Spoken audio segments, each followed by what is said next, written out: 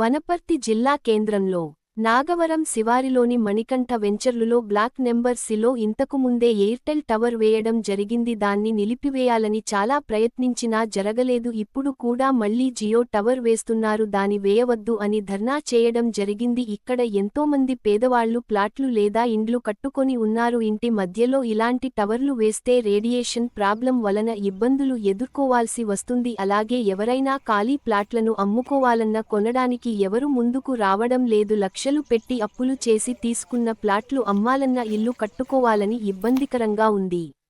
వెంటనే అధికారులు స్పందించి జియో టవర్ను నిలిపివేయాలని ప్రజలు కోరారు.